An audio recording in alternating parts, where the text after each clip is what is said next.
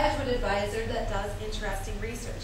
All right, so just like Dr. Hartong said, just like Mr. Halko said, just like Mr. Barclay said, all right? It's very important when you're going to graduate school, you find someone that does interesting research, something that you could do for the next 5 years, because you're going to have to do that research for the next 5 years, all right? So it's something that you have to really be passionate about. So that search for that graduate advisor is the most important thing, all right?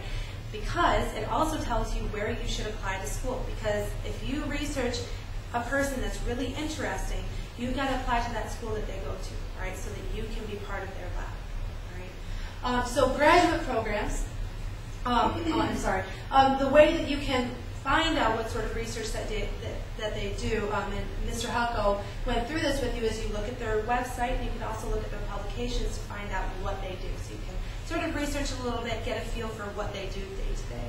All right. So a graduate program is a little bit different in chemistry because you do a combination of taking courses. So in my graduate program, I went to the University of Michigan, and I had to take 6 classes. All right. So you take 6 classes, and you're done with classes forever. All right. And then you conduct research with your advisor, and then you also teach undergraduate courses. Usually, you teach undergraduate courses for 2 years, and then you are on fellowship with your advisor, so your advisor pays for you, basically. The great thing is, the reason you have to teach is because graduate school is free for chemistry students. I'm telling you, free. All right? They even pay you. Get excited, they pay you to go to school, all right? So, like, they'll, you know, it's not great, but they do give you a stipend every single year for teaching and going to school, all right? So that's one of the great things, is you don't have to get into debt in order to go to graduate school. All right, so how do I get accepted to a 4-year school? Well, the first thing that you should look at is your GPA, all right? Usually a 3.0 or higher will get you in, all right? On top of your GPA, you should, you know, do extracurricular activities and community service. Hey, science club, all right? So if you show that you're really interested in the sciences, then, you know, they're more willing to accept you because they know that you're a dedicated student, all right? So doing those extracurricular and community service activities will just give you a leg up, all right?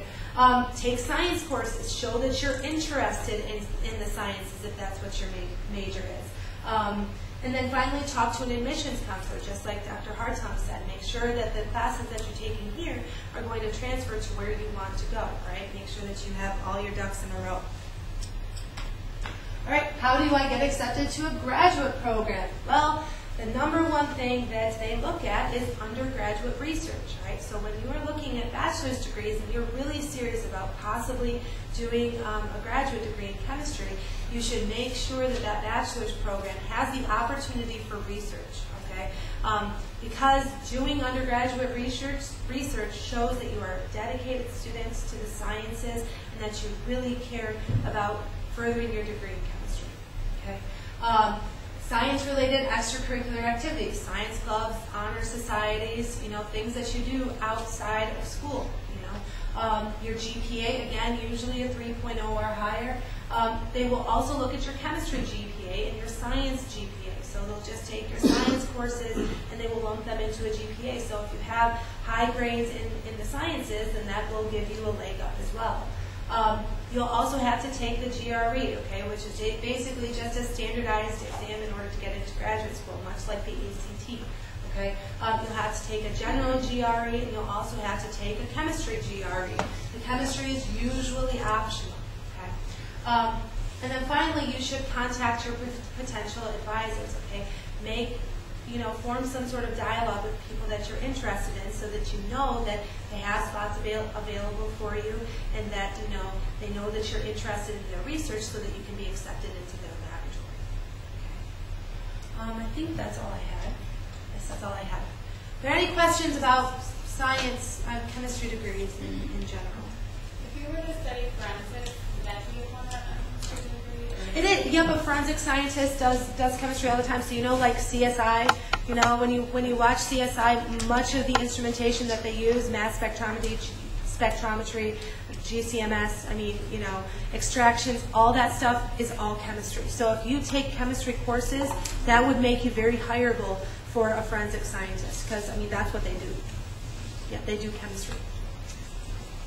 Yeah. How many chemistry classes do we have here?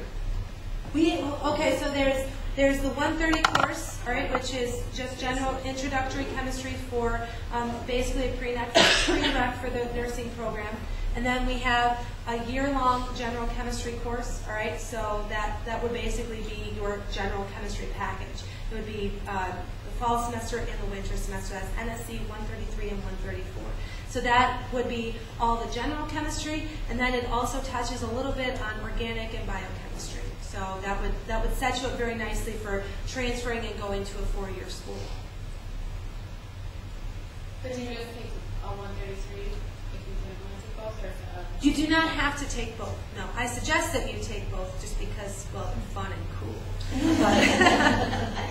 That's just my preference. Yeah. You should probably remind people, if you're serious about a degree in chemistry, don't skimp on math and work on it out. Actually, I'm glad you mentioned that because that's what I completely forgot to say because it wasn't on my slides.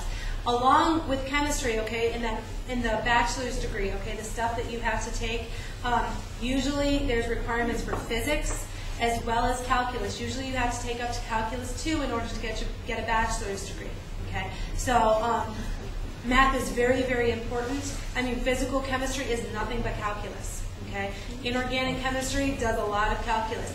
I'm not very good at calculus. That's why I chose organic chemistry because they don't do quite as much, but it's still very, very important that you have it. Okay, so you have to look at that math degree as well.